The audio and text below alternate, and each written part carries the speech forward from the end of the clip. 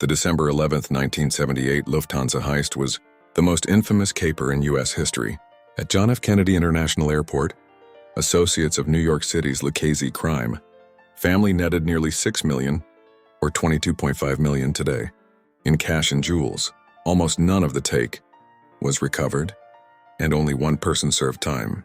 But for many of those behind the audacious theft, which was popularized in movies such as Goodfellas and The Big Heist, dreams of a fat payday gave way to the brutality of an early grave. The reputed head of the operation, James "Jimmy the Gent" Burke, allegedly started killing his collaborators almost immediately, starting with Parnell Stax Edwards, shot in his Queens apartment just a week after the robbery took place. The killings were particularly cold when one considers that the criminals had spent years working together. Burke was very paranoid, DeStefano says, and a bit of a psychotic. That paranoia served him well. Louis Werner, a Lufthansa employee, was the only person ever convicted in connection to the crime, and Burke's alleged double-cross killings were a big reason why. Each death meant one less hypothetical witness. Burke was never officially charged for anything in connection to the heist and died in prison from cancer on April 13, 1996. Henry Hill. Edwards was an aspiring blues guitarist with a lengthy rap sheet who had been working with Burke for more than a decade at the time of the robbery.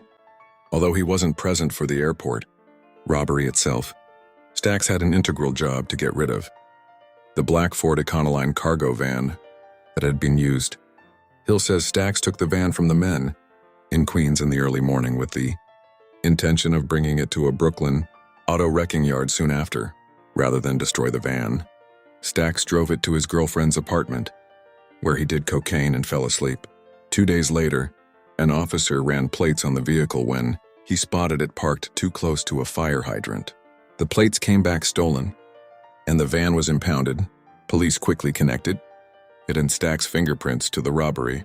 Hill says Stax was visited by mobsters, Tommy DeSimone and Angelo Seppi, at his apartment, where DeSimone shot Stax 5 times point blank with a .25 caliber revolver.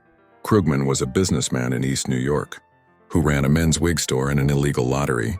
He became involved with the Lucchese family through Henry Hill. Krugman was a liaison between those working at JFK, who knew about the massive potential score, and the mafiosos, who would ultimately muscle their way to the cash. One Lufthansa worker in the cargo terminal, Peter Grunewald, informed another, Louis Werner, who went to Krugman.